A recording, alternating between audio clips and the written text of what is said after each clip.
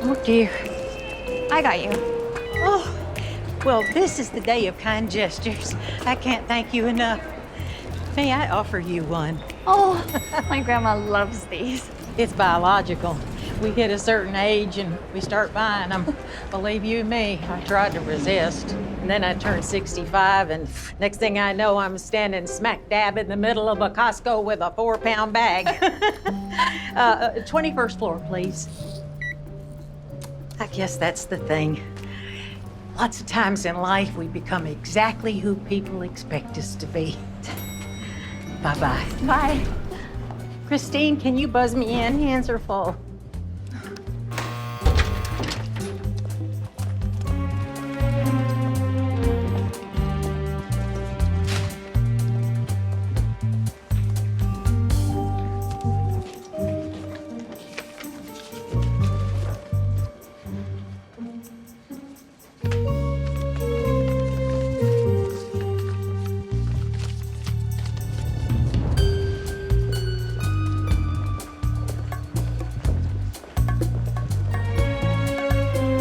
Actually, you can get quite a bit more out of Peabody. Who are you? I'm sorry, I got a little ahead of myself in my excitement. I'm Maddie, informally. Formerly Madeline Matlock. Yes, Matlock, like the old TV show, which was all I heard between 1984 and 1992. You're a lawyer like Matlock, you're a lawyer like Matlock. And every time I'd correct him, he's just pretending. I'm a real lawyer.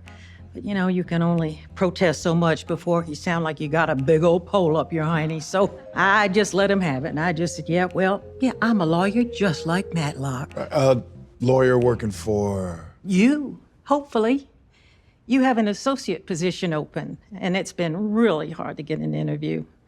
And I almost think it's because of my age, but that'd be violating discriminatory protections. The point is, I just had to figure out a way to break through the noise. I think you definitely earned yourself an interview. Well, thank you for that. But I don't want an interview. I want a job. And as a reminder, I do know the number that Peabody is willing to pay, and it is significantly higher than $19 million. Of course, I wouldn't overplay my hand with Peabody either. I always say negotiations are an art and a trap. Let's avoid traps then. How do you know the number? Well, you see, there's this funny thing that happens when women age. We become damn near invisible. Oh, not that I'm complaining. I had my moment in the sun. Plus, it's useful because nobody sees us coming. That's how I got through your security several times. And it's also how I knew that Peabody's counsel grabs coffee and updates his client between 8:15 and 8:25. What's the number? Am I hired? No one is hired without a 2-week trial. What's their ceiling? 23 million, which means I just made you $4 million. Do I still need a 2-week trial? Yes. All right, fine.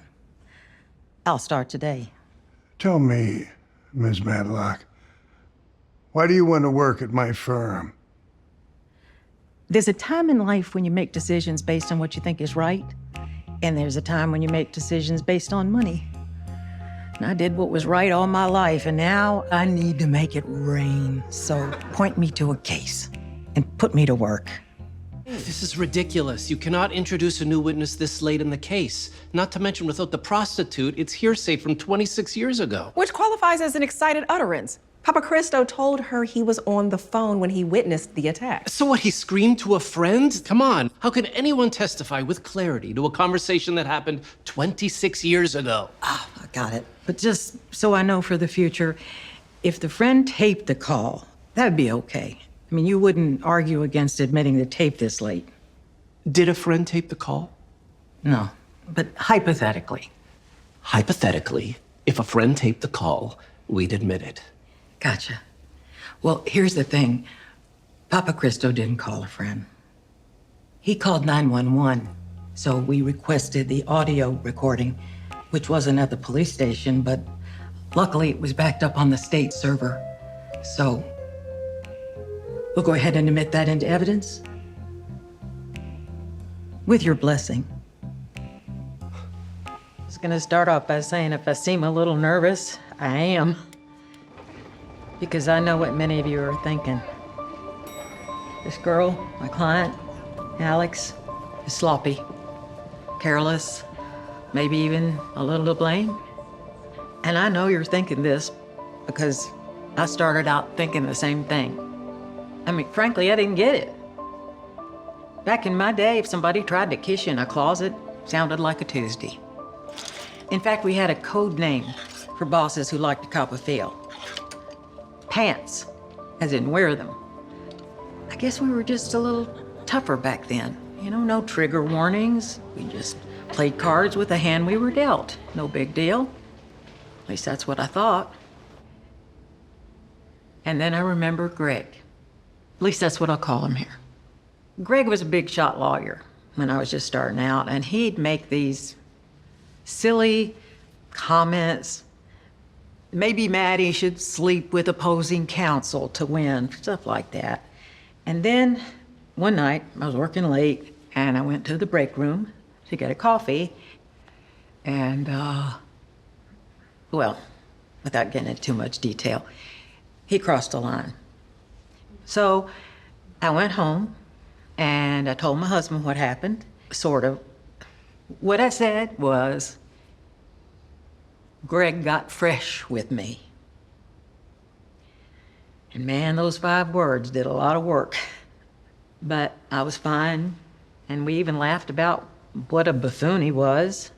And then we decided that I'd just stay out of his way. That's what I did. Easy peasy. And then I made decisions like, don't focus on litigation, because that's what Greg specialized in. So I hid. I decided that drafting contracts made me happy. You know, it's funny. Seemed like a small thing back then. Completely subverted my dreams. Which isn't small at all, is it? Ladies and gentlemen of the jury, my initial judgment of Alex came from my bias. Because I'm from a different generation, I assumed things about her, things that were not true. You know what is true? Alejandra Ramos is incredibly hardworking. She loved her job. She was good at it. And she should have been able to continue doing it. And the reason she couldn't was Jeremy Brooks. And I want to leave you with one last thing. I know one of our big questions is why Alex waited so long to report what Jeremy Brooks did. But you see, I don't think that's the real question at all. Because that question answers itself, doesn't it? I mean, we all know what happens to whistleblowers, and it ain't pretty. I mean, sometimes they even have intimate tapes shown in public courtrooms.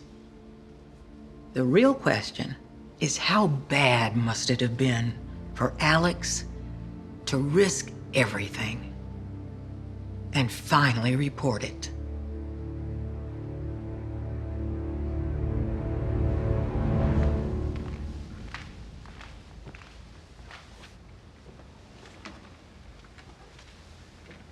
Nice closing, counselor. This is the receipt of who signed for the missing document. Whose name is that exactly? I didn't know. And then I compared the signature to our 3 suspects. Olympia's I had. Do you need my signature to get in the documents room? Julian's I got. Julian, my man. Looks like they're arguing about the case.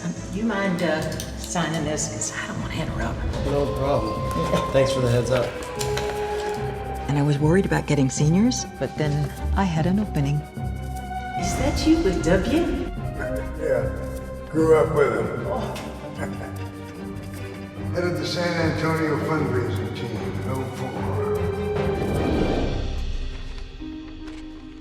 04. Wow. That is a definite match. I think we got our guy.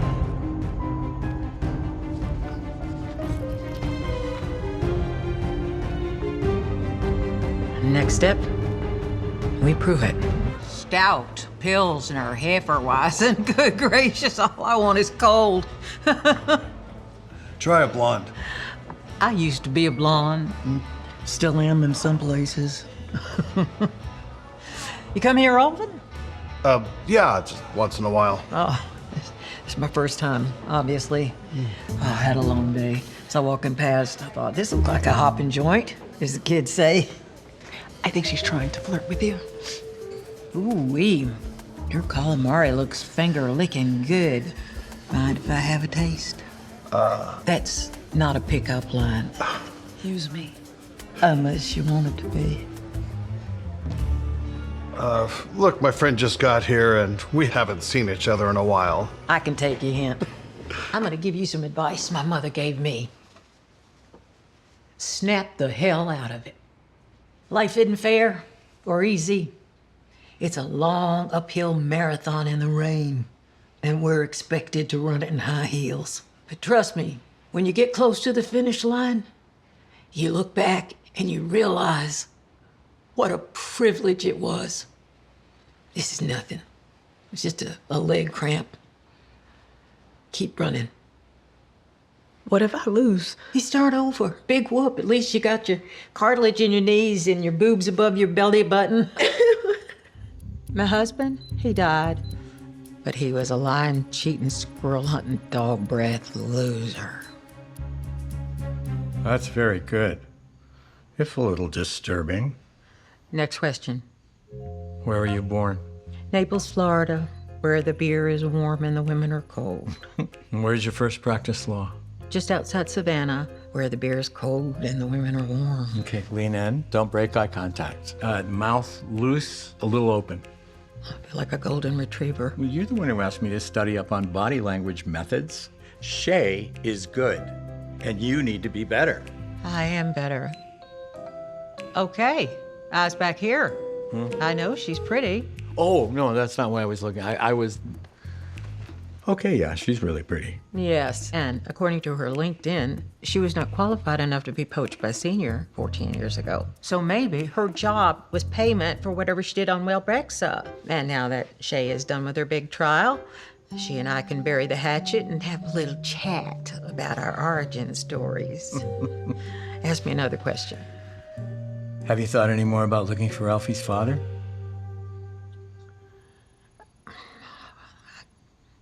I think about it constantly. And have you done anything about it? I have no leads. You're the one who got the email from that guy after Ellie's funeral. I don't want to open that can of worms yet. And I understand that. So you're not going to look for him behind my back? Of course not. Are you mad at me for asking?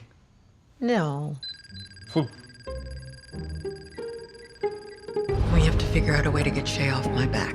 I'll have Alfie put on a new lead. Guess I'm going to Georgia. Finally, a colleague.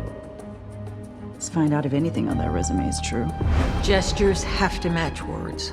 No sweating, no blinking. We'll meet outside. I'll sweat anyway. And I'll wear sunglasses. Thank you so much for agreeing to talk to me about Maddie. I am always happy to talk about Madeline Matlock, one of the best lawyers I knew. And I'm not at all surprised that she is having a second act.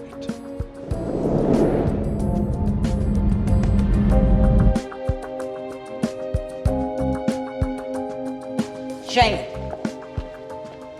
did you go see a colleague of mine from 30 years ago in Georgia? I mean, what are you, stalking me now? I thought... I don't care what you thought. That's harassment, plain and simple. And lady, I'm gonna file another complaint against you, and that'll automatically trigger an investigation. Maddie, I am sorry. I made a mistake. Yeah, you sure did.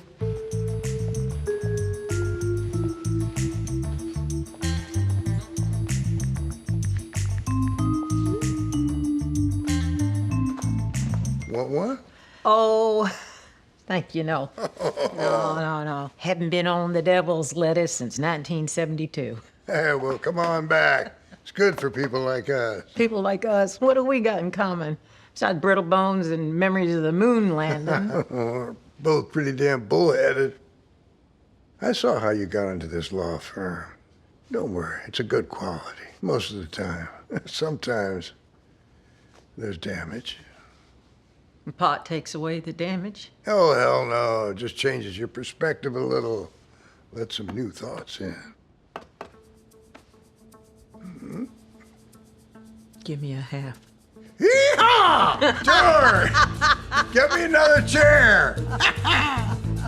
Let's ride.